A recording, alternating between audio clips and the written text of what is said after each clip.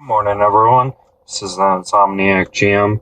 Um, I'm recording this in a parking lot right now because I haven't had the chance to record this, and I figured I'd record it while it's still fresh.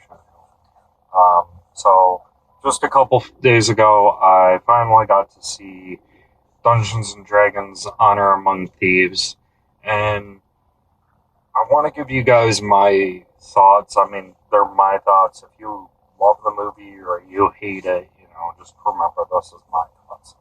Um, now, there may be minor spoilers in this video, so just a warning on that.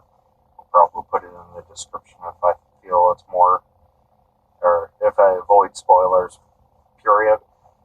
But I should probably start off by explaining how I went into the movie. So when I first saw the trailer for the D&D movie, I thought it was going to be I thought it wasn't going to be a good movie, but I thought it was going to be a fun popcorn movie. And I was a little excited to see it. Mainly, I was excited because I really wanted to take my niece to go see it. She's been getting a lot more into tabletop gaming. Fortunately, I did not get to see it with her, and if the opportunity comes, I will watch it with her. But so I am actually cheering on this movie. I want this movie to succeed, and the reason I want it to succeed is if this succeeds and Cyberpunk Edge Runner succeeds, which, if you haven't heard of that, it's like an anime of Cyberpunk. It's on Netflix. I haven't watched it all.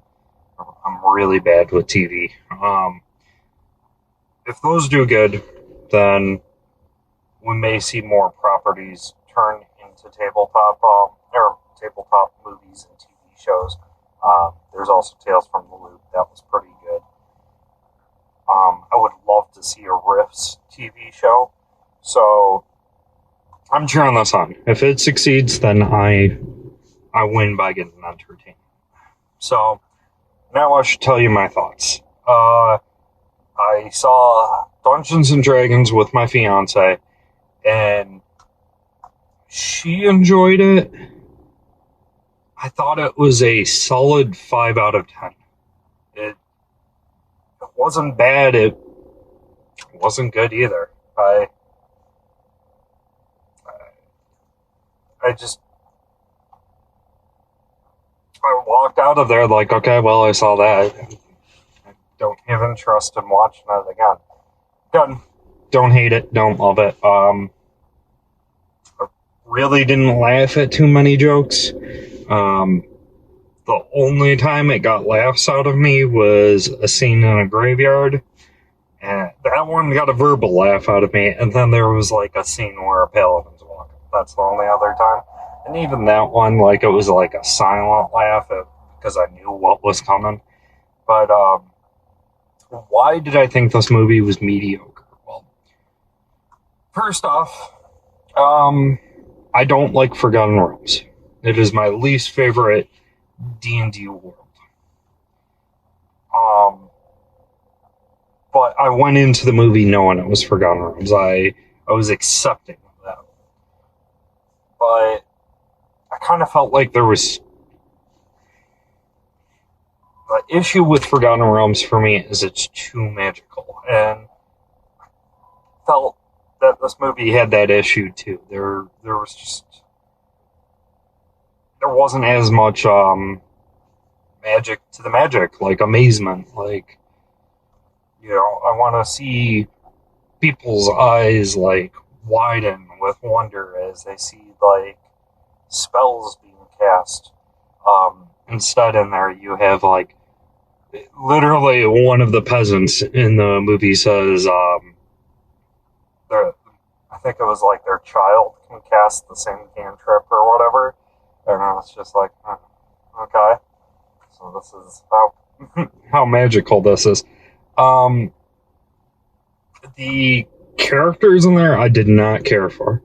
They weren't terrible, but I wasn't invested in them. I'm terrible with names. I don't even remember the names of the characters. The only actor's name I know is Chris Pine, and that's just because um, everyone I've talked to about this movie is excited about him in there. So I didn't even know his name before that. I felt like the Bard, his story, I just wasn't invested, and a big part of it was like the one of the villains in the movie. His whole thing was he was just trying to keep his daughter. And I was like, why? I think you're just doing it to be a dick. Like I just wish there was a little bit more motive to that. I don't know if I missed it. I went to the bathroom like 3 different times throughout the movie. I actually had one time I got up to use the bathroom just to message my brother telling him, hey, the movie's so mediocre. But the barbarian chick in there, I'm assuming she's a barbarian. If not, she's a fighter. I wasn't really invested in her either. It was just like, okay, her personality is she's tough and she likes potatoes. A lot of the characters seem to have very basic personalities. And I think it's because they only had so much time to introduce multiple characters like that. Also the villains and the world and all that. So I feel that's why. I could not stand the sorcerer. His whole story arc was he had low self-esteem, and I felt like it was kind of a bit too much. I thought in the movie my favorite characters would have been the bard or the druid, and when it came to the druid, every time she mentioned she didn't like humans and that, like she had distrust in them, I'm like, oh yeah, I forgot that. It just seemed like when it came to her, it seemed more like tell than show, you know? Like I would have liked to see a scene where like they could have succeeded earlier, but her hesitation with trusting humans caused them to fail at one of the planes. That would have established a lot better the whole she doesn't trust humans. Yeah, the story though, there were 2 villains in there. I feel like the main issue, like with the wizard, was like I felt like it was so like yeah, it was presented in the movie like right away what their plan was, but it was like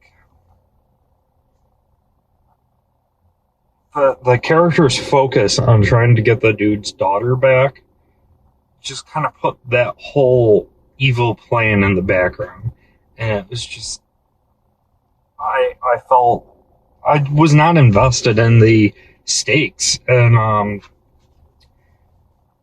top of that, watching the movie, even my fiance, like, keep in mind she's been playing tabletop games for under a year now, and you know she's never the only Dungeons and Dragons she's played is in a Greek setting where there's Zeus and Hercules and all that. So she knows very little of this. Like, she didn't know there were Dragonborns and Aarakocra and all that. So, when watching the movie, like, she told me, this movie is very predictable. I'm like, yeah. And I agree, it was pretty predictable. No, I'm not going to keep just harping on it.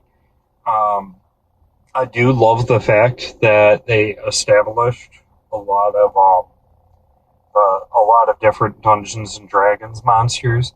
Like, it's easy to just throw in a red dragon and call it a day. Although there was like a brief appearance of a black dragon, I love the fact that they showed more than one dragon. Um, then on top of that, you got the owlbear, you got the displacer beast, mimic. Thing that's a shame what the mimic is. I love always catching my players off guard with it. I never just throw it in there. Just throw it in. I like to make them wait so long their guard is down and then I throw it at them. Well, my fiance now knows a mimic exists. Now she has her guard up. Now, I also really loved, although I've watched some of the 80s cartoon. I love that they did pay homage to that by having the characters from the 80s cartoon in there. That was nice. I do love the detail of the world they created and like some of the spells they put in and how, although I said the world is very magical, I do love that there were limitations on it. It wasn't just I cast a spell and issue solved. So there were good things about it. Like I said, this movie, for me, it was just mediocre. If you enjoy it, I'm sorry, I'm not trying to dog on you. If you hate it, that's on you. I'm like right in between both of you. So, would I watch this movie again? If my niece wanted to watch it, maybe if a friend wanted to watch it. If we're not in a theater, I'm probably going to be on my phone or something else while the movie's playing. It was very basic. Very, not basic, but very mediocre to me. So, that's my opinion. I'm sorry if my opinion bothers you. Did you see the movie? What did you think? Are you hoping that this movie does cause more tabletop movies and TV shows? I know there's going to be a Dragonlance TV show that I'm legit excited for. I love Dragonlance. So, well, I'll see you guys again next time. Take care.